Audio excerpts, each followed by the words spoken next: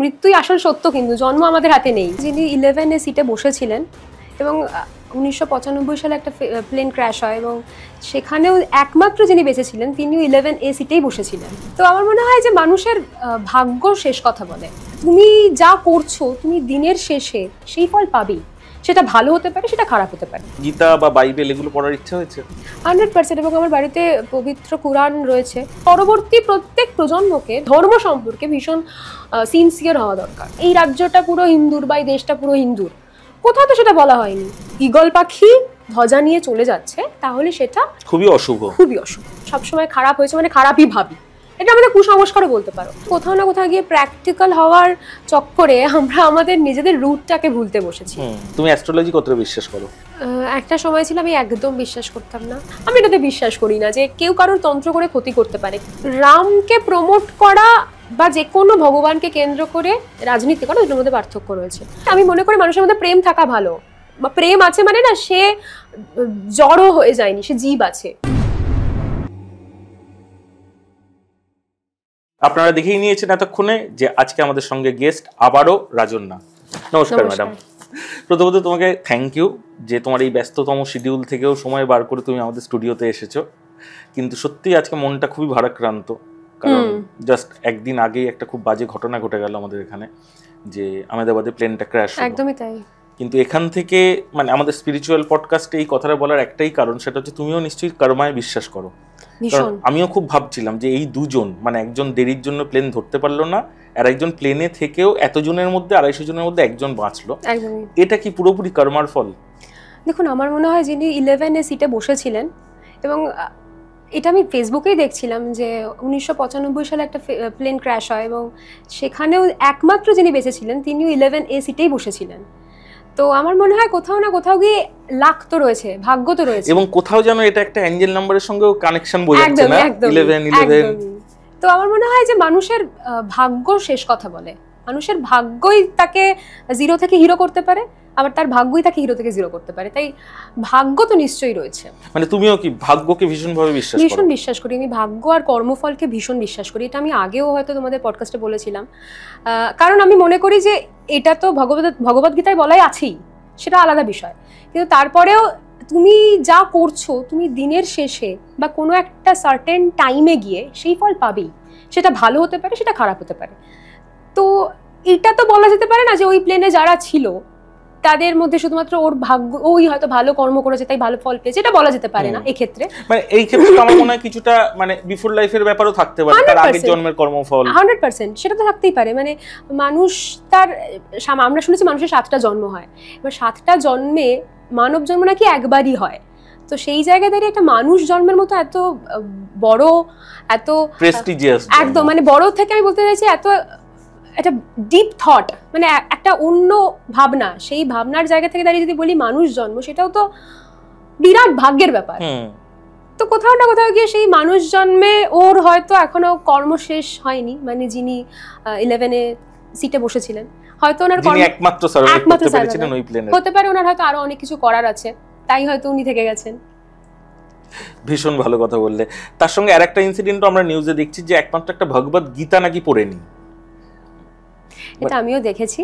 এবার ব্যাপারটা হচ্ছে যে যদি আমি আবার এটা অতিরঞ্জিত করে বলি, আবার আমাকে বলা হবে যে ধর্ম সংক্রান্ত বিষয়। না না, কেউ তোমাকে সেরকম কিছু বলবে না, তুমি নিশ্চিন্তে তোমার নিজস্ব মতামত বলো। আমার মনে হয় ভগবত গীতা এটা তো আমাদের জীবনের চূড়ান্ত সত্যগুলো ওখানে লেখা আছে। মানে আমি আগে তোমাদের পডকাস্টে বলেছিলাম যে আমরা আজকে যা করছি তা কয়েক বছর আগে, কয়েক হাজার বছর আগে শ্রীকৃষ্ণ লিখে দিয়ে গেছিলেন, বলে গিয়েছিলেন, সেটা লেখা হয়ে গেছে।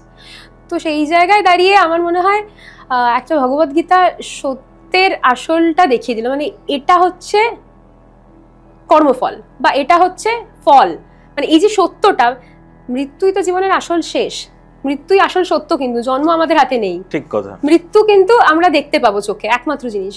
তো সেই জায়গায় দাঁড়িয়ে মানে মৃত্যু তোমার আলটিমেট, এটা হয়তো সেই ভগবত গীতাটা ইন্ডিকেট করেছে, হতে পারে সেটা। মানে সত্যি মানে এই ঘটনাটা শোনার পরে তোমার কি রকম হয়েছিল মানসিক অবস্থা? খুব খুব খুব খারাপ ছিল, খুব দুশ্চিন্তায় ছিলাম। মানে এই দুশ্চিন্তা ওরকম নয় যে আমার প্রিয়জনের সঙ্গে কিছু হয়েছে, মানে এটা তো বহু লোকের প্রিয়জন তারা না, যারা চলে গেছে।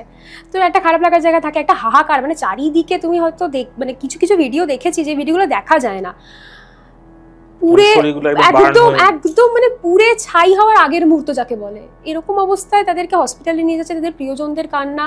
এমন তো নয় যে শুধু প্লেনে যারা ছিল তারা মারা গিয়েছে বলো, এক্স্যাক্টলি। তার মধ্যে একজন এয়ার হোস্টেসও ছিল যার বোধহয় সেদিন ফার্স্ট ডে ছিল, একদম জীবনের কত স্বপ্ন নিয়ে সে উড়ানে পা রেখেছিল। একদম তাই। আর শুধু কি সেটাই, যারা জুনিয়র ডাক্তার তারা তো খাচ্ছিল, তাদের দোষটা কি? মানে এটা দোষগুলোর বিষয় নয়, আবারও সেই একই কথায় চলে যাচ্ছে, হয়তো ভাগ্যে ছিল, ভাগ্যের লিখন। এবার এই ঘটনাটা যখন শুনেছি না, আমার সে একটা রেল অ্যাক্সিডেন্ট হয়েছিল মনে আছে বালেশ্বরের, হ্যাঁ একদম একদম। তো ওই রেল অ্যাক্সিডেন্টের কথা মনে পড়ে যায়, ওই সময় যে মানুষের সেই হাহাকার, প্রিয়জনকে হারানো, প্যাথেটিক। মানে এটা আমি চাই না পৃথিবীর মহাবিশ্বের কারোর, জ্বর জীব কারোরই, কোন শত্রু দেশেরও যেন না হয় এই হাহাকার, এই আর্তনাদ যেন না হয়। ঠিক কথা। কারণ যখন আমার তো ধারণা মানে যখন একসঙ্গে সবাই পুড়ে ছাই হয়ে গেল, সেই মুহূর্তটায় কিন্তু আগুন কিন্তু বোধহয় জাজ করেনি কে মুসলমান, কে হিন্দু, কে খ্রিস্টান। একদম মানে এরকমও তো নয় যে যারা সবাই চলে গেল তাদের মধ্যে আগুন জাজ করেছে কে বড়, কে বয়সে ছোট, সেটাও কে ধনী, কে গরিব। মানে এটা খুব আমাদের জীবনের, ওই বললাম যে আসল আলটিমেটামটাই দেখিয়েছে ভগবদ গীতা, যে আলটিমেট লাইফের আলটিমেট সেটা দেখিয়ে দিয়েছে। এবং আগুনটাও কিন্তু খুবই একটা ইন্ডিকেশন দেয় যে তুমি বড় নও। হ্যাঁ হ্যাঁ হ্যাঁ একদম একদম। মানে তোমার হয়তো টাকা থাকতে পারে, তুমি ফায়ার প্রুফ বাড়িতে থাকতে পারো, কিন্তু সবকিছু তোমার হাতে নেই। একদমই তাই। ওই প্লেনে তো ধনী থেকে গরিব সকলেই ছিল, একদমই তাই। না মানে সত্যিই তাই। তুমি এবং আমাকে যেটা সবচেয়ে বেশি নাড়িয়েছে সেটা হচ্ছে এত লাগেজের মধ্যে ভগবদ গীতাটা কিন্তু অখণ্ড, এবং তার পেজটা আমি দেখছিলাম, মানে সেই ইনলেটার, মানে সাধারণত কি হয় একটা বই যদি পুড়েও যায় তার তো ইনলেট আগে পুড়বে, উপর মানে বুক কভারটা আগে পুড়বে, বুক কভারটা পুরো অক্ষত। আচ্ছা, তুমিও তো ডেফিনেটলি আমাকে এর আগের বারও বলেছিলে যে প্রত্যেকদিন গীতা পাঠ করো, তো গীতার কোন লাইনটা তোমাকে সবচেয়ে বেশি হন্ট করে?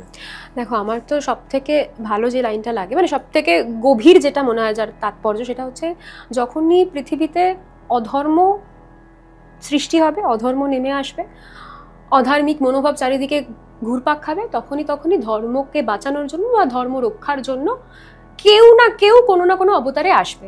যেন আমরা এখন কলিযুগে বাস করি, আমাদের কল্কি অবতারের কথা বলা হয়েছে। তো এবার এটা আমাদের হিন্দু ধর্মে হয়তো কল্কি, বিভিন্ন ধর্মগ্রন্থে বিভিন্ন রকমের পাওয়ার রয়েছে, সুপ্রিম পাওয়ার বা পজিটিভ পাওয়ার। তো তারা সেক্ষেত্রে সেইভাবে তাদের মতো করে বিচার করে। হ্যাঁ, একদম ঠিক কথা। তো এবার তুমি আমাকে সেই লাইনটা বলো। यदा यदा हि धर्मस्य ग्लानिर्भवति भारत अभ्युत्थानमधर्मस्य संभवामि युगे युगे। এটা আমার মনে হয় যে আমাদের, দেখো মানে আমি জীবনের থেকে অনেকটা বেশি মনে করি যে সমাজে কি ইম্প্যাক্ট করছে কোনো ঘটনার বা কোনো ভাবনার। তো আমার মনে হয় সমাজ নিয়ে যদি আমরা ভাবতে শুরু করি তাহলে আমরা নিজেদেরকে নিয়ে আস্তে আস্তে ভাবতে পারবো। তো সেই জায়গায় দাঁড়িয়ে যখন সমাজে অধর্ম দেখা দিয়েছে, তখন তো ধর্ম রক্ষার জন্য, এবং এই ধর্ম মানে কি সেই ধর্ম না যে কে হিন্দু, কে মুসলমান, কে খ্রিস্টান, সেটা নয়। এই ধর্ম মানে আমাদেরকে, আমরা যা আমরা ধারণ করি চেতনা, বুদ্ধি, বিবেক, সেগুলোকে বাঁচানোর জন্য কেউ না কেউ ধার্মিক পুরুষ বা মহিলা, যে কেউ হতে পারে, সে আসবে, এটা বিচার করি। বাহ, কোন সময় তোমার গীতা বা বাইবেল এগুলো পড়ার ইচ্ছা হয়েছে? 100%। এবং আমার বাড়িতে পবিত্র কুরআন রয়েছে, আমার বাড়িতে বাইবেলের যে বাংলা অনুবাদ, হ্যাঁ এটা আমার বাড়িতেও আছে, এটা মোটা, একদম সেই বাংলা অনুবাদ রয়েছে। এটা আমার ব্যর্থতা বলতে পারো, যে আমি হয়তো পুরোটা সম্পূর্ণ পড়ে এখনো উদ্ধার করতে পারিনি নিজেকে, যে আমি পবিত্র ধর্মগ্রন্থ, সেটা যে কোনো ধর্মেরই হতে পারে, সেটা আমি পড়ছি, পুরোটা আমার পড়া হয়নি। মানে তবুও এটা মানে নিজের নয় বলে কি এরকম গাফিলতিটা? না না, একদমই নয়। যদি আমাকে কেউ বলে যে আপনি একবার পুরো ভগবদ গীতা পড়েছেন, আমি বলবো যে আমি কোনোদিনই পুরো একবার ভগবদ গীতা পড়ে উঠতে পারিনি। আমি এখনো সেই প্রসেসে রয়েছি যেখানে আমি প্রত্যেকটা শ্লোক পড়ছি এবং তার ইনার মিনিংটা বোঝার চেষ্টা মানে আমি সেটা, আমাকে যদি কেউ বলে আপনি আমরা ধর্মগ্রন্থ মুখস্থ বলতে পারবেন, আমি কোনোদিনই মুখস্থ বলতে পারবো না। এটাও আমার ব্যর্থতা হতে পারে, আমি তো এটা স্বীকার করছি অকপটে। মানে আজকে ছোটবেলা থেকে মাদ্রাসাতে কুরআন শরীফ সেটা পড়ানো হয়, তাদের চেতনে ঢুকিয়ে দেওয়া হয়, তাদের মধ্যে তাদের ধারণ করার বিষয়টা থাকে। আমাদের তো কোনোদিন প্রাইমারি স্কুলে দেখিনি আমাদেরকে ভগবদ গীতা পড়ানো হচ্ছে, মহাভারত রামায়ণ আমরা পড়েছি, কিন্তু সেটা আমরা আক্ষরিক অর্থ পড়েছি, মানে সেটা ওই শ্লোক হিসাবে বা পাঁচালি হিসাবে, আমরা কাশিরাম দাসের পাঁচালির কথাও তো বলতে পারি ক্ষেত্রে, সেটাই বা আমরা কোন স্কুলে কোন প্রাইমারি ক্লাসে জুনিয়র ক্লাসে পড়ছি সেটাও করছি না। তো সেই জায়গায় দাঁড়িয়ে ধর্ম বিষয়টা, সেটা যে কারোরই হোক, যে কোনো ধর্মই হোক, সেটা নিয়ে আলোচনা করা বা চর্চা করা, সেটা আমি প্রেফার করি। বাহ, আচ্ছা, তুমি যেহেতু একটা বড় ইউনিভার্সিটির আন্ডারে আছো, আমি নাম নিচ্ছি না অন ক্যামেরা, তো সেইখানে মোটামুটি ইয়াং জেনারেশন এই যে কোনো সাবজেক্ট নিয়ে পিএইচডি করতে যায় বা কিছু, তাদের মধ্যে এরকম স্পিরিচুয়াল কন্টেন্ট নিয়ে করার প্রবণতা কি রকম, কমছে না বাড়ছে? না, আমি তো অনেককে দেখেছি, মানে এখন যেহেতু আমি একটা কলেজের সঙ্গে যুক্তও রয়েছি, তো আমি সেক্ষেত্রেও সেখানেও দেখেছি মানুষের মধ্যে না এই ধর্ম ব্যাপারটা কি হয়ে গেছে বলতো, উৎসব মজা অবশ্যই 100%, ধর্ম মানে তার মধ্যে উৎসব থাকবে, তার মানে আনন্দ থাকবে, সব কিছু থাকবে, কিন্তু না কোথাও গিয়ে আমরা ওই বইতে কি লেখা আছে ধর্ম সংক্রান্ত বিষয়, আমি আমাদের ধর্মের কথা বলছি, সেটা না কোথাও গিয়ে আমাদের পরবর্তী জেনারেশন সেটা খুব বেশিভাবে যে ইনজেক্ট করছি নিজের মধ্যে, এরকমটা নয়, এটা আমি সত্যি দেখেছি। আমার প্যারালালি আমার ক্লাসমেটদের দেখতে পেরেছি অনেক সময় যে তারা ধর্ম সংক্রান্ত বিষয়ে ভীষণ ওয়ারিড, মানে সেই পার্সেন্টেজটা কতটা? সেই পার্সেন্টেজটা ধরো 20%। আচ্ছা, মানে সেটা কমই, কিন্তু 20%। তো আমার মধ্যে এই ব্যাপারটা ছোট থেকেই তৈরি হয়েছে যে আমার কাছে ধর্ম মানে আমার চেতনা, আমার বিবেক যেই ধর্মের দ্বারা উদ্বুদ্ধ হচ্ছে, এবং সেটা আমার পূর্বপুরুষ থেকে পাওয়া। তো আমার কাছে ধর্ম ব্যাপারটা কনসেপ্টটা এইরকম ক্লিয়ার। তো সেই জায়গায় দাঁড়িয়ে আমার মনে হয় যে পরবর্তী প্রত্যেক প্রজন্মকে ধর্ম সংক্রান্ত বিষয়, মানে ধর্ম সম্পর্কে ভীষণ সিনসিয়ার হওয়া দরকার। আচ্ছা, এই যে ধর্মের দিক থেকে সরছে, এই পার্সেন্টেজটা কি হিন্দু মুসলমান উভয় ক্ষেত্রে?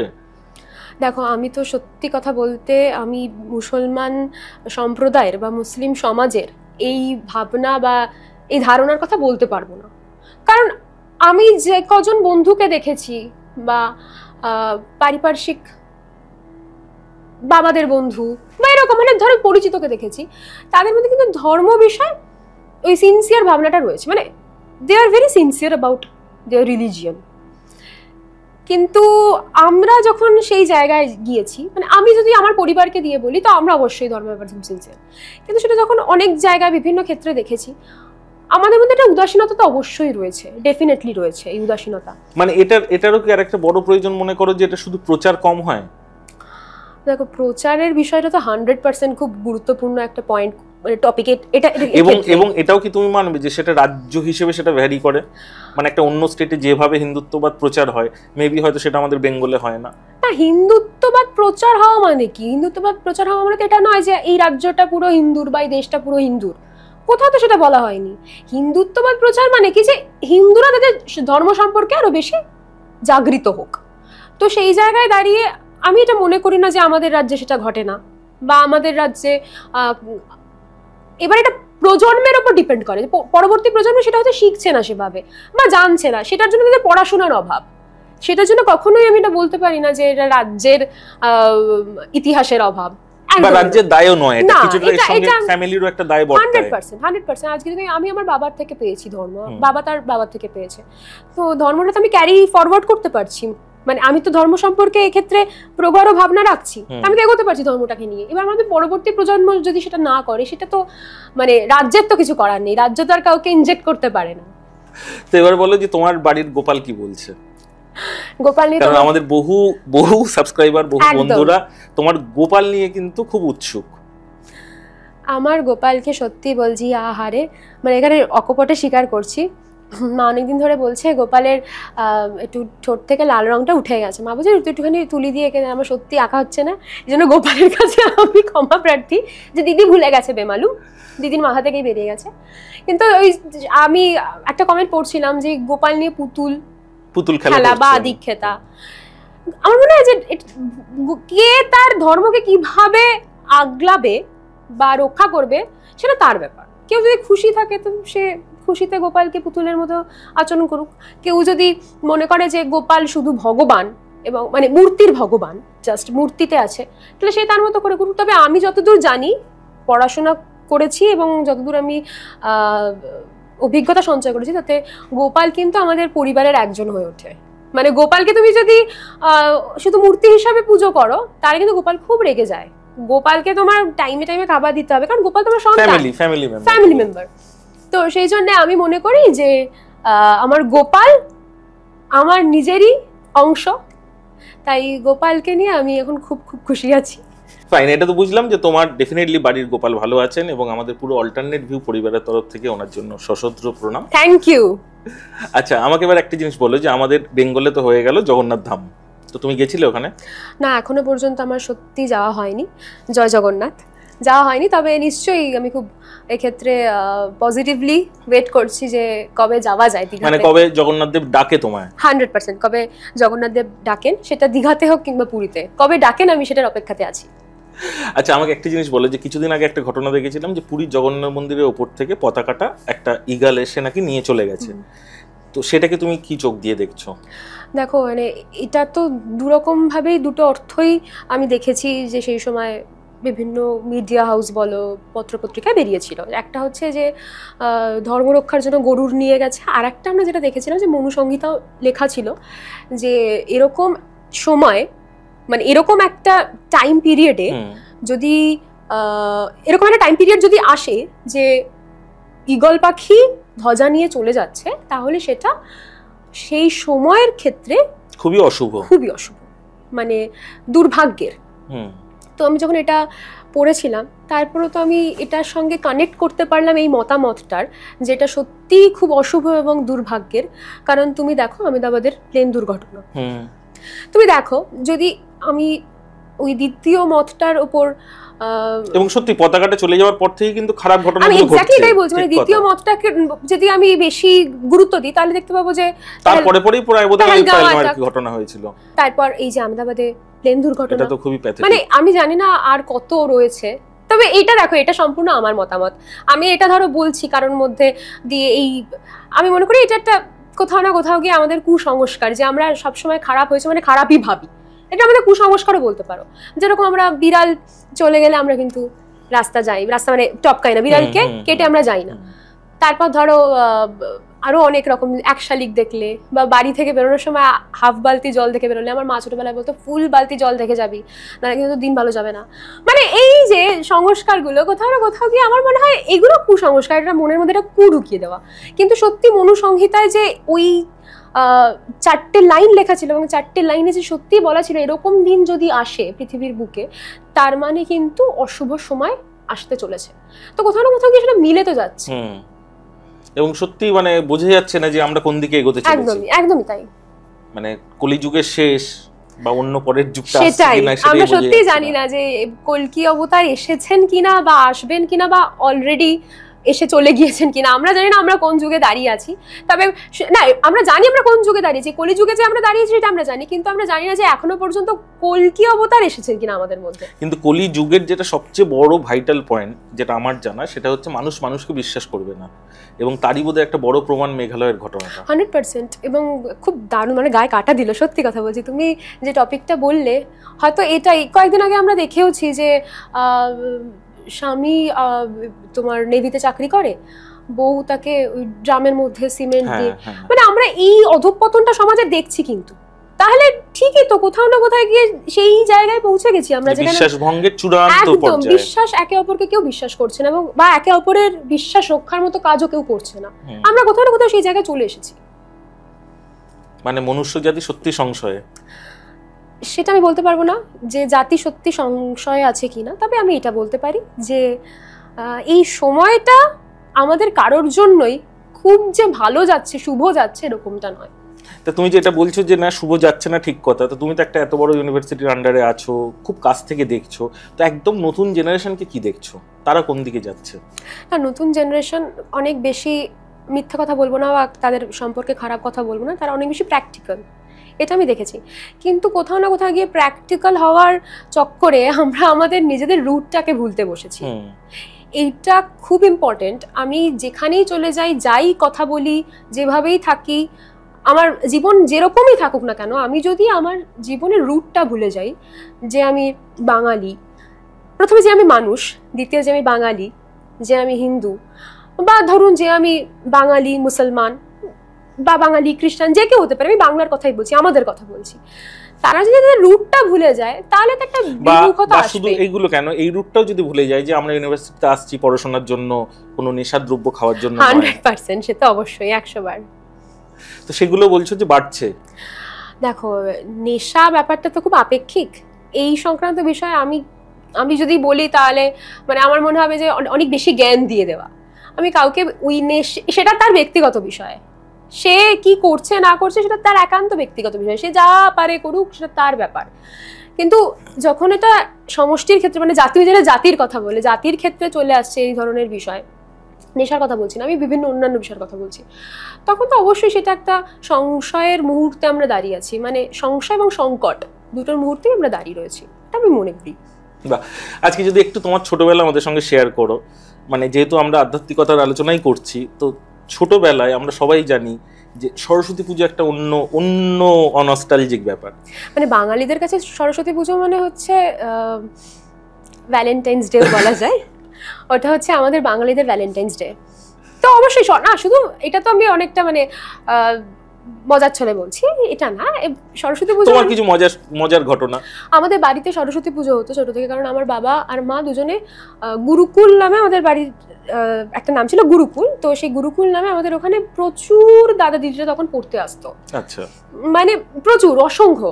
তো সেই কারণে আমাদের বাড়িতে বড় করে সরস্বতী পুজো হতো। সেখানে বাবা পুজো করতো, মা ভোগ রান্না করতো, তারপর আমাদের বিভিন্ন দিদিরা যারা পড়তো তারা আসতো, সবাই শাড়ি পরে, আমিও তখন ছোট, আমিও শাড়ি পরছি। তারপর সন্ধ্যেবেলা খুব মনে আছে, এটা আমার বাড়িতে খেলা হতো, মানে ইনডোর গেমস যেগুলো হয় সবাই মিলে খেলছে, দাদা দিদিরা ধরো অন্তাক্ষরী বা এরকম টাইপের। তারপর তাতে আবার কাউকে কৌটো দেওয়া হতো, কাউকে ঝুড়ি গিফট করা হতো। তো এগুলো মনে আছে যে সরস্বতী পুজো মানে খুব খুব খুব মজা আর নির্ভেজাল মজা। এটা তোমাকে আমি বলবো যে আমাদের ছোটবেলায় সরস্বতী পুজোতে না এত চিন্তা, এত হেডেক ছিল না যে বয়ফ্রেন্ড টাইমে বেরোবে, তো মানে ওরকম ছিল। ছোটবেলায় সরস্বতী পুজো একদম পাতি মজা যাকে বলে, সেটাই আমরা করেছি। মানে বোধহয় কোনো সময় দুর্গাপুজোর থেকেও বেশি মজা করেছি, কারণ স্কুলে নিশ্চয়ই তুমিও সেটা করেছো, স্কুলে আলপনা দেওয়া, তারপর টাকা কালেক্ট করা, তারপর মানে যখন ভোগ রান্না হয় সেখানে যদি কেউ যায় সেটা যাওয়া, ফুল মালা গাঁথা বা ফুল সংগ্রহ করা, মানে সাজানো রঙিন কাগজ দিয়ে, দারুণ। ওই কাগজগুলো পড়েছে সে ঘুরতো এরকম করে, তো শিকল বানানো হতো, একদম শিকল বানানো হতো। তো এগুলো তারপর কেউ কারোর দায়িত্ব থাকতো ঠাকুর আনতে যাওয়া, ওটা দুর্দান্ত মজা হওয়া সবাই একসঙ্গে। আমাদের ছোটবেলায় খুব মজা হতো, সেটা হচ্ছে যে বিভিন্ন স্কুলে নেমন্ত্রণ করতে যাওয়া। সেটা তো বিভিন্ন স্কুলে আমরা যাচ্ছি এবং নিজেদের মধ্যে আলোচনাও করতাম ওই স্কুলে ভালো খাওয়ায়, একদিন দুপুরে যেতে হবে। তো এইগুলো আমাদের সরস্বতী পুজো মানে এগুলো ছিল। এখনো আমি খুব মিস করি, বিগত 2-3 বছর আমি সেভাবে ইনভলভ থাকতে পারিনি, যে সরস্বতী পুজো মানে বন্ধুদের সঙ্গে বেরোনো, এবং কারোর চটি ছিঁড়ে যাচ্ছে, কেউ কারোর পায়ে মানে ফোসকা পড়ে যাচ্ছে, কেউ গরমে ক্লান্ত, তখন দেখবে একটু গরম কিন্তু পড়ে, দুপুরবেলাতে একটু হালকা হালকা গরম লাগে কিন্তু। তো যাই হোক, মানে সেই সরস্বতী পুজো মানে ওই মানে একটা বন্ধু বান্ধবের সঙ্গে হই হল্লা, এটা ম্যাসিভ আনন্দ। তার সঙ্গে কি হলুদ শাড়ি, এখন তো আমি দেখি যে বাচ্চা ছেলেমেয়েরা সবাই ম্যাচিং করে পরে আসে, মানে গার্লফ্রেন্ড বয়ফ্রেন্ডরা, ধরো কেউ 8-9-এ পড়ে, হলুদ শাড়ি, হলুদ পাঞ্জাবি। যাই হোক, এটা একদমই ভালো লাগার বিষয় মানুষের মধ্যে। এবং এগুলো কি রাস্তায় যখন দেখো তখন নস্টালজিক হয়ে পড়ি। আমি মনে করি মানুষের মধ্যে প্রেম থাকা ভালো। প্রেম আছে মানে না সে জড় হয়ে যায়নি, সে জীব আছে। প্রেম আছে মানে সে পশু হয়ে যায়নি, তার মধ্যে সেই মানবিকতা বোধটা রয়েছে। এটা আমি মনে করি প্রেম থাকাটা খুব প্রয়োজন। তো প্রেমে থাকলে তো অবশ্যই নস্টালজিক তো হবই, স্বাভাবিক। সরস্বতী পুজো মানে সেই নস্টালজিয়া তো থাকবেই। আচ্ছা, এবার একটু টাফ কোশ্চেন করছি তোমাকে, সেটা হচ্ছে এই সরস্বতীর মূর্তি বা এরকম দেবীর মূর্তি যখন আমাদের পাশের দেশে ভেঙে ফেলছে একটা শ্রেণীর মানুষ, সেটাকে কি রকম ভাবে তোমায় নক করে? আমি ভীষণ আহত। এটা আমার ধর্মের সঙ্গে হয়েছে বলে তো অবশ্যই আহত। এটা যদি অন্য কোনো ধর্মের সঙ্গে হতো আমি এই সমপরিমাণ আহতই হতাম, মর্মাহত আমি হতাম। কারণ আমার এত খারাপ লাগছে। তার সব থেকে গুরুত্বপূর্ণ কারণ হচ্ছে যে এরকম তো নয় যেটা ওই দেশে শুধু মুসলমানরাই বসবাস করছেন, হিন্দুরাও বসবাস করছেন। তো তাদের একটা শ্রদ্ধার জায়গা একদম, মানে যদি শুধু মুসলমানরা, তবুও করা উচিত নয়। যদি শুধু মুসলমানরাও বসবাস করতে, আমি বলবো তবুও করা উচিত নয়। এইরকম নিন্দনীয় অপরাধ আমরা কোনো ধর্মেরই আরেক ধর্মের প্রতি করা উচিত নয়। তো সেই জায়গাদেরই খুবই খারাপ। আমাদের দেশে যদি এরকম ঘটনা ঘটে থাকে বা ঘটে, সেটারও আমি নিন্দা করব, সমানভাবেই নিন্দা করব। একদম ঠিক বলেছো। আচ্ছা আমাকে একটা জিনিস বলো, অনেকক্ষণ ধরে দেখছি, সেটা হচ্ছে তোমার হাতে একটা বোধহয় অ্যাস্ট্রোলজিক্যাল কোনো আংটি আছে। তুমি অ্যাস্ট্রোলজি কতটা বিশ্বাস করো? একটা সময় ছিল আমি একদম বিশ্বাস করতাম না। আমি মনে করতাম যে অ্যাস্ট্রোলজিকে বিশ্বাস করতাম না এটা নয়, আমি মনে করতাম যে আমার ভাগ্যে যা আছে সেটা আমি আস্তে আস্তে মানে ক্রমশ চলতে চলতে বুঝবো যে আমার ভাগ্যে কি হচ্ছে। সেটা আমি যদি আগে থেকে জেনে নিই তাহলে আর আমার লাভটা কি হলো? আমি সবসময় একটা আতঙ্কে থাকবো। মানে তুমি জীবনটাকে কি অ্যাডভেঞ্চার হিসেবে কাটাতে একদম পছন্দ করো? একদম আমি ছোটবেলা থেকে এটা পছন্দ করি যে কি হবে দেখা যাবে, যা হবে দেখা যাবে। ওই যদি একটা আতঙ্কে থাকি সবসময় যে এই খারাপ হবে, এরকম হবে, তাহলে তো আমি এগোতে পারবো না জীবনের পথে। বা ধরো আমি বুঝলাম যে আমার খুব ভালো আছে, কাজই করার দরকার নেই, আমার ভালো সময় আসছে, কাজ করবো না, মানে আমি এইটাকে বিশ্বাস করতাম না। কিন্তু আমি যত বড় হয়েছি আমি সেটা উপলব্ধি করেছি, মানে এখন আমি উপলব্ধি করি। এইটা আমার বাবা যখন আমার হাতে পড়িয়েছিল তখন আমি ক্লাস 9-এ পড়ি। আচ্ছা। এখন আমি উপলব্ধি করেছি যে জীবনের সঙ্গে চলতে চলতে অবশ্যই আমরা তো আগে থেকে, এটা তো এখন আমি বিশ্বাস করি না যে আমি আগে থেকে আমার ভাগ্য দেখে নেব, কিন্তু আমি রেমেডিজকে খুব বিশ্বাস করি। মানে ধরো কিছু একটা খারাপ হচ্ছে, এবার সেটা খারাপ কেন হচ্ছে সেটা তো আমি বলতে পারবো না, মানে আমি তো আমার সেই পাওয়ার নেই বা কারোরই সেই পাওয়ার থাকে না কেন খারাপ হচ্ছে বলে দেবে, কিন্তু খারাপটাকে কিভাবে কম খারাপ করা যায় সেইটা বলে দিতে পারে। আমি এইটাতে বিশ্বাস করি যে রেমেডিজ কি কি ব্যবহার করা উচিত, সেটা আমার কাছে মনে হয় খুব খুব খুব বাস্তবিক। তো এরকম তুমি কোনো জীবনে সত্যিকারের সঠিক অ্যাস্ট্রোলজারকে পেয়েছো? আমি এইটা একদম 100% বলতে পারবো না, মানে জোর গলায় বলতে পারবো না। সঠিক কি বা সঠিকের মাপকাঠি কি সেটা তো আমরা জানি না, কোনটাকে সঠিক বলবো? ধরো কেউ বলে দিচ্ছে যে তোমার ক্ষতি আছে, তার জীবনটাও তো সে বলতে পারছে না, সে তোমাকে বলে দিল। কোনো অ্যাস্ট্রোলজার ধরো, তার জীবনে তো কোনো ক্ষতি হচ্ছে, সে তো তার নিজের ক্ষতিটা বলতে পারছে না, বা সে তো তার নিজের ক্ষতিগুলোকে পরিবর্তন করতে পারছে না। আমি এটাতে বিশ্বাস করি না যে কেউ আমাকে বলে দেবে 100% ক্ষতি হতে পারে। আমি এটাতে বিশ্বাস করি, এবং এটা আমি আমার জীবনের ক্ষেত্রেও পেয়েছি। আমার পারিবারিক অ্যাস্ট্রোলজার যাকে বলা হয়, যে আমার জীবনে কি কি করলে কম ক্ষতি হতে পারে বা কি কি করলে আরো ভালো হতে পারে সেটা আমি বিশ্বাস করেছি এবং সেটা আমি ফলো পেয়েছি। এটা আমি একদম 100% বলতে পারবো। মানে এটা পুরো অ্যাস্ট্রোলজিক্যাল প্রেডিকশনে সে তোমাকে যেগুলো বলেছে এবং সেগুলো মিলে হচ্ছে অনেক। হ্যাঁ, সেগুলো কম বেশি মিলেছে। মেলার থেকেও বড় বিষয় হচ্ছে আমার কি কি করতে বারণ করেছিলেন এবং সেগুলো আমি পরবর্তী ক্ষেত্রে রিয়েলাইজ করেছি। একদম সেই গাইডেন্সেই তুমি চলো সব সময়। ফাইন। আচ্ছা আমাকে একটা জিনিস বলো, যে অ্যাস্ট্রোলজির সঙ্গে আরেকটা কথা হচ্ছে যে সেটা হচ্ছে তন্ত্র ক্রিয়া হয় অনেক রকমের, অনেকের নেগেটিভ কাজও করাতে পারে তন্ত্রের দ্বারা। এটাকে তুমি কিভাবে দেখো? আমি এটা বলতে চাইছি যে সত্যি কি কোনো মানুষ একটু পুজো আর্চা বা কোনো একটা যজ্ঞ করে হোম করে তৃতীয় কোনো ব্যক্তি সত্যি কি ক্ষতি করতে পারে? আমি বিশ্বাস করি না। আর যদি ক্ষতি করতে পারেও সেটা সাময়িক। আমি মনে করি যে একজন মানুষ তন্ত্র করে একজনের ক্ষতি করে দিল, তাহলে তো বড় ভগবানের থেকে বড়। হ্যাঁ, মানে আমি ধরো আজকে এখানে বসে আমার যদি ইচ্ছা হলো, আচ্ছা আমি ধরো কোনো বড় সেলিব্রিটি যার প্রতি আমার ঈর্ষা রয়েছে, হিংসা রয়েছে, বা আমি যার জায়গায় পৌঁছাতে চাই, আমি তাকে তন্ত্র করলাম, বান মারলাম, এটা কি কখনো সম্ভব? আমার বানে কি তার কোনো ক্ষতি হবে? কিছু যায় আসবে? আমি এটাতে বিশ্বাস করি না যে কেউ কারোর তন্ত্র করে ক্ষতি করতে পারে। কারণ আমি এইটাতে বিশ্বাস করি, এটা আমি তোমাকে বারবারও বলেছি, আগেও বলেছি, বারবার বলছি, সেটা হচ্ছে কর্মফল। কেউ যদি ভালো কর্ম করে, কেউ কারোর বান মারাতে বা তন্ত্রের কারণে তার ভালো কর্ম খারাপ হয়ে যাবে না, বা ভালো কর্মের খারাপ ফল সে পাবে না, ভালো কর্মে সে ভালো ফলই পাবে। তাই তন্ত্র বিষয়টাকে আমি অন্যরকম ভাবে দেখি। আমি ধরো শক্তির তন্ত্র যেটাকে বলে, সেই তন্ত্র মানে তারাপীঠে যেরকম হয় বা যে কোনো শক্তিপীঠে বা শক্তিকে কেন্দ্র করে যেরকম তন্ত্র হয়, আমি সেই তন্ত্রে বিশ্বাসী। কিন্তু এই তন্ত্রে বিশ্বাসী নই যেখানে আমি ঈশ্বরের থেকে বিরাট বড় বেশি ক্ষমতা পেয়ে গেলাম এবং আমি কাউকে ক্ষতি করে দিলাম, আমি বিশ্বাস করি। আচ্ছা এবার একটা খুব মজার জিনিস তোমার কাছ থেকে জানতে চাইবো, এটা এক্ষুনি আমার মাথায় এলো। সেটা হচ্ছে তুমি তো একটা রাজনৈতিক দলে আছো এবং খুব কাছ থেকে অনেককে দেখেছো। তো সত্যি কি এরকম হয় যে ইলেকশনের রেজাল্ট বেরোনোর আগে তারাও কোনো বড় বড় মন্দিরে যায়, পুজো দেয় বা যজ্ঞ করে? না, পুজো দেওয়া যজ্ঞ করা বিষয়টা আলাদা, সেটা তন্ত্র নয়, সেটা তো আমিও করি। আমিও তো আমার বাড়িতে ধরো আরো ভালো কিছুর জন্য বা ভালো দিনের জন্য, শুভ দিনের জন্য যজ্ঞ করি বা পুজো করি, সেটা তো ডিফারেন্ট জিনিস, সেটা তো ভালো উদ্দেশ্য না। কিন্তু মানে এটা কি থাকে, মানে তার সেই নেতাদের? আমি হয়তো অনেককে কাছে থেকে দেখিনি, কিন্তু কয়েকজনকে তো দেখেছি। আমি দেখেছি যে তারা ভীষণভাবে ধর্মে বিশ্বাসী এবং পুজো অর্চনা, অধ্যাত্ম চেতনা যেটাকে বলে সেটাতে বিশ্বাসী। ফাইন। তো তাহলে চেতনায় বিশ্বাসী, তোমার কথাটা মেনে নিলাম। আবার এই জিনিসটায় আরো বেশি বিশ্বাসী যারা, মানে তোমাদের বিরোধী পক্ষের যে দল আর কি, তো সেই সম্বন্ধে তোমার কি মতামত?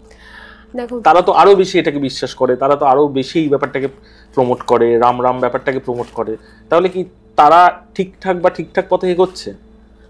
রামকে প্রমোট করা আর রামকে বা যে কোনো ভগবানকে কেন্দ্র করে রাজনীতি করা, দুটোর মধ্যে পার্থক্য রয়েছে। আমি এক্ষেত্রে বলবো যে অনেক বিরোধী দলনেতারা রয়েছে যাদেরকে আমি দেখেছি বিভিন্ন মন্দিরে যেতে, পুজো অর্চনা করতে। এবার সেটা তাদের ব্যক্তিগত জীবন, যখন সেটা রাজনৈতিক জীবন হচ্ছে, আমি মনে করি সেটা কারোর ক্ষেত্রেই কাম্য নয়। আমি ধর্ম নিয়ে রাজনীতি করাটাকে পছন্দ করি না। কিন্তু আজকে তো হচ্ছে, আজকে আমাদের দীঘায় যে এত সুন্দর একটা পুরীর জগন্নাথ ধাম তৈরি হলো, তাতে তো বিরোধী পক্ষের কেউ না কেউ এটা নিয়ে খারাপ উৎসাহ রটাচ্ছে। না, আমি কিন্তু সত্যি কথা বলবো যে দেখো, প্রথম কথা, জগন্নাথ ধাম মানে ওটা একটা কালচারাল সেন্টার হয়েছে। যতই তোমার কথা হয় যে ওটা একটা কালচারাল ধাম, কিন্তু তবু আলটিমেটলি মূর্তিটার সামনে গিয়ে কিন্তু সে যদি হিন্দু হয় বা বাঙালি হয়, তার কিন্তু হাতটা উঠে যাবেই, এটাকে তুমি তো মানবে। তো তাহলে তাদের ভক্তির জায়গা থেকে তারা কিন্তু সেখানে যে পুরীর জগন্নাথ দেব কি দর্শন করছে। এটা তো সত্যি কথা, ভগবান তো ভগবানই হয়, সে যেইখানেই যেই রূপেই থাকুক না কেন, তোমার মধ্যেও ভগবান রয়েছে। এই মুহূর্তে দাঁড়িয়ে আমি সেটাই বলতে পারি, আমার মধ্যেও ভগবান রয়েছে, এই মুহূর্তে দাঁড়িয়ে সেটা আমি বলতে পারি। মানে প্রত্যেক মানুষের মধ্যে যদি ভগবান থাকে, তো জীবের মধ্যে থাকছে, মানে জ্বরের মধ্যেও রয়েছে, সেটা ভগবান নিজেই বলেছেন, আমি জীব জ্বর সবকিছুর মধ্যেই রয়েছি। তো সেই জায়গা থেকে একদম ঠিক কথা বলেছে, যারা যাচ্ছে সেখানে তারা তো ভগবানের রূপে দেখছে, তারা তো আর এটা দেখছে না যে এটা মিউজিয়ামে একটা একদম কালচার কিছু করা আছে, সেটা তো দেখছে না তারা। তো সেই জায়গায় দাঁড়িয়ে কে সেই ধামের অনুষ্ঠানকে বা কালচারাল সেন্টারের অনুষ্ঠানকে অ্যাটেন্ড করবে, কে করবে না, তার উপর ব্যক্তিগত তার ধর্মকেন্দ্রিক ভাবনা ডিপেন্ড করছে, নির্ভর করছে। না, এটাকে তুমি কি ভালো চোখে দেখছো না খারাপ চোখে দেখছো? মানে তুমি একটু আগেই যেটা বললে যে ধর্ম নিয়ে অন্তত রাজনীতি করাটা উচিত নয়, এটা তুমি মনে করো? না, সেটা তো কোনো ক্ষেত্রেই নয়। মানে ধর্ম ধর্মের জায়গা থাকবে, ধারণ করার জায়গা থাকবে, রাজনীতি রাজনীতির জায়গায় থাকবে। রাজনীতি মানে রাজার নীতি, আমার কি নীতি চলবে, কি নীতি থাকবে, সেটা আমার জায়গায় থাকবে। কিন্তু আমি কখনোই আমার রাজনীতিকে ধর্ম দ্বারা চালিত করব না, এটা আমি বিশ্বাস করি। তো তুমি একটু আগে বলছিলে যে অনেকে বিরোধী দলনেতারা অনেকে বিরূপ মন্তব্য করেছে, যেটা বলছিলে, আমার মনে হয় না, আমি এই বিষয়ে যদি বলি, এটা যার যার ব্যাপার সে করেছে, এটা ব্যক্তিকেন্দ্রিক বিষয়। এটা আমি কি করে বলতে পারি যে এটা ধর্মকেন্দ্রিক বিষয়? তার ব্যাপার, সে বলেছে, এটা তো একটা মুষ্টির বা সমষ্টির বক্তব্য নয়। তো আমার মনে হয় এই ক্ষেত্রে ধর্মের মাঝখানে যদি আমি রাজনীতি নিয়ে আসি, সেটা অন্য ভাবনা বা অন্য একটা দিক তৈরি হবে, সেটা আমার মনে হয় না খুব একটা ভালো দিকে যাচ্ছে বা ভালো। আচ্ছা ঠিক আছে, একদমই ওই নিয়ে আর বেশি কিছু শুনবো না। আচ্ছা, এবারে আমাকে বলো একটা, সেটা হচ্ছে তোমাকে, মানে তোমার নিজের যখন মন খারাপ হয় তখন কি মনে হয়, কোন মন্দির তোমাকে বেশি টানছে, বা কোন মা তোমাকে বেশি টানছেন, বা কোন বাবা তোমায় বেশি টানছেন? এটা বলা খুব কঠিন যে আমাকে মা বেশি ভালোবাসে না বাবা বেশি ভালোবাসে। ছোটবেলায় জিজ্ঞাসা করা না যে তোমাকে মা বেশি ভালোবাসে না বাবা, তো আমরা তখনও উত্তর দিতে পারতাম না। এটা বলা খুব কঠিন। বিশ্বাস করো যে আমি শক্তি আমাকে বেশি টানছে, কৃষ্ণ বেশি টানছে, শিব বেশি টানছে, মানে শৈব বেশি টানছে, কোনটা বেশি টানছে আমি বলতে পারবো না। তবে এটা খুব দেখেছি আমার ক্ষেত্রে কাজ করে যে ধর আমার খুব খারাপ লাগছে, যদি আমি কোনো মন্দিরে যাই বা আমি যদি আমার ঠাকুর ঘরে গিয়ে প্রার্থনা করি, বা সেটা কোন মন্দির, মানে একটু তুমি যদি নাম নাও তাহলে আমাদের অনেক ফ্যান আছে তোমার আর কি, তো তারাও আর কি সেই মন্দিরে একটু যাওয়া বাড়িয়ে দেবে। না মানে সেটা তো ডিপেন্ড করে, তুমি যে কোনো মন্দিরে যেতে পারো। আমার বাড়ির পাশে বিপত্তারিণী মন্দির রয়েছে, মা বিপত্তারিণীর কাছে আমি যদি নাও যেতে পারি মন্দিরে, আমি কিন্তু আমার ঠাকুর ঘরে মা বিপত্তারিণীর ছবি রয়েছে, আমি সেখানে বসে থাকি। কারণ বিপত্তারিণী মানে তিনি বিপদকেই তো তাড়াবেন, মানে বিপদকেই তো একদম নির্মূল করে দেবেন। তাই বিপত্তারিণী মায়ের কাছে আমি বিপদে পড়লে তো ভীষণ ভীষণ প্রার্থনা করার চেষ্টা করি, মা তারা। এবার আমি তোমাকে যার যার যাদের নাম বলবো, শিব কৃষ্ণ সবই আছে, তো আমার ক্ষেত্রে ওই ব্যাপারটা কাজ করে না। তবে হ্যাঁ, গোপালকে আমি কিছু বললে গোপাল, সেটা আমি দেখেছি, সেটা পরবর্তী ক্ষেত্রে আমাকে করার চেষ্টা করে। মানে তোমার পুরোপুরি উইশটা ফুলফিল করে দেয় গোপাল পুরো। বাহ, তো তুমি নিশ্চয়ই গোপালের কাছে আরো কিছু অ্যাডভান্স উইশও করে রেখেছো, যেগুলো জানি আমরা অন ক্যামেরা তুমি নিশ্চয়ই বলবে না, বাট ডেফিনেটলি গোপাল সেগুলো তোমার সব পূরণ করে দিক। দেখা যাক গোপাল কি করে, সেটা গোপালের উপর নির্ভর করছে, আশা রাখছি করে দেবে। আচ্ছা, তোমার কি মনে হয় যে আজকে আমরা একটু ফিল্ম ইন্ডাস্ট্রি নিয়ে কথা বলি, সেটা হচ্ছে সাউথে বা আজকে আমরা মুম্বাই ইন্ডাস্ট্রিতেও দেখছি যে যেমন RRR, সেটাও একটা পুরনো তাদের কালচারের ওপর ছবি, বা ছাবা। তো এইরকম হিস্টোরিক্যাল ছবি বাংলাতে বা বাংলা ভাষার ওপর বা বাংলা আইকনদের নিয়েও কি করা উচিত? 100% চৈতন্যদেবকে নিয়ে করা উচিত। ভক্তি আন্দোলন, এটা আমাদের ভারতবর্ষের ইতিহাসের গুরুত্বপূর্ণ আন্দোলন। তো সেই আন্দোলনকে যিনি চালিত করেছিলেন মহাপ্রভু চৈতন্যদেব, তাকে নিয়ে একটা দুর্দান্ত সিনেমা হওয়া উচিত। এবং আমার তো মনে হয় অন্তত অনেক বেশিরভাগ অডিয়েন্সেরই মহাপ্রভুর অন্তর্ধানটা নিয়ে বোধহয় বেশি কিউরিয়াসিটি। একদম একদম, আমরা ওই ছোটবেলা থেকে যেটা জানতে পারি না সেটা নিয়ে আমাদের কিউরিয়াসিটি বেশি থাকে, কারণ ওটা নিয়ে অনেকগুলো মতামত রয়েছে যেহেতু, তো অবশ্যই কিউরিয়াসিটি তো থাকবেই। বা ধরো আমি তো দেখেছি রামকৃষ্ণদেবকে নিয়ে সিরিয়াল হয়েছে, তো এগুলো তো হয়েছে, কিন্তু একটা বড় ব্লকবাস্টার সিনেমা, এটা তো খুব ইম্পর্টেন্ট। মানে আমাদের চলচ্চিত্র ইতিহাসের ক্ষেত্রেও গুরুত্বপূর্ণ যে ছাওয়ার মতো সিনেমা যদি আমাদের এখানে হয়, আমাদের কোনো বড় ধরো রাজাকে নিয়েই হলো, তাকে নিয়েও যদি হয়, সেটা খুব খুব আমাদের ইতিহাসে, চলচ্চিত্র ইতিহাসে একটা বড় প্রভাব ফেলবে আমি মনে করি। ফাইন। আচ্ছা, এমনি মানে সামনের পুজো বা সামনের বছর এরকম কোথাও যাওয়ার ইচ্ছা আছে, পরিকল্পনা?